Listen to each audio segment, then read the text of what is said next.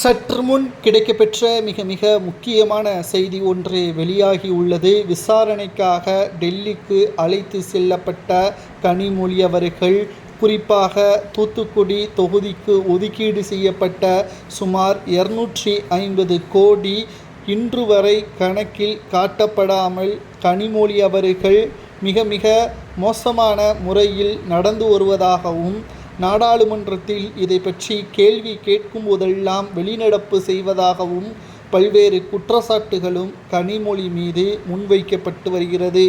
இந்த நிலையில்தான் இந்த விசாரணையை சிபிஐ துறையினர் பார்த்து கொள்ள வேண்டும். கிட்டத்தட்ட தூத்துக்குடி தொகுதியில் ஒதுக்கீடு செய்யப்பட்ட பணம் முறையாக செலவு செய்யப்பட்டதா, திட்டங்கள் நிறைவேற்றப்பட்டதா, அந்த பணத்திற்கான கணக்கு இன்று வரை காட்டவில்லை என்றும் கனிமொழி அவர்களுக்கு எதிராக நாடாளுமன்ற சபாநாயகர் தற்பொழுது சிபிஐ துறையிடம் புகார் ஒன்றையும் கொடுத்துள்ளார். முதற்கட்ட இந்த வழக்கு தற்பொழுது விசாரணைக்கு ஏற்றுக்கொண்டுள்ளது.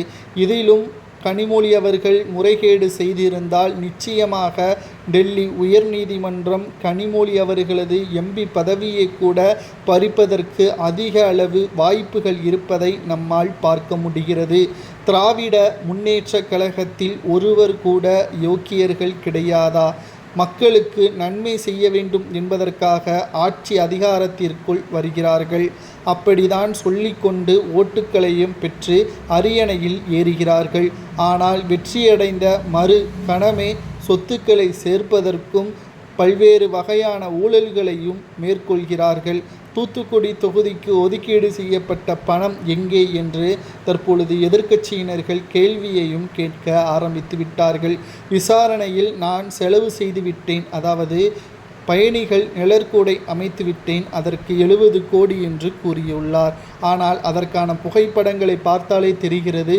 4 சேர்கள், ஒரு தார்பாய் போல் சீட் அமைக்கப்பட்டிருக்கிறது. இதற்கு 70 கோடி ஆகுமா என்ற கேள்வியும் சமூக வலைதளங்களில் முன்வைக்கப்பட்டு வருகிறது. கலைஞரின் மகள் என்பதை சரியாக நிரூபித்துவிட்டார்கள் கனிமொழி என்றும் பலரும் குற்றச்சாட்டுகளை முன்வைத்து வருகிறார்கள். சிபிஐ துறை விசாரணை நிச்சயமாக கனிமொழி அவர்களது ஒட்டுமொத்த கதையும் முடியும் என்றும் கூறப்படுகிறது.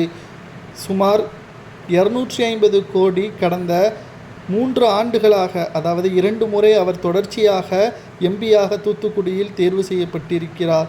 இதுவரை எந்த ஒரு கணக்கும் காட்டப்படாத காரணத்தினால் நிச்சயம் கனிமொழியின் சொத்துக்கள் கூட முடக்கப்படலாம் என்ற தகவல் கிடைக்கப்பெற்றுள்ளது. என்ன தண்டனை வழங்கலாம் என்பதை கூறுங்கள்.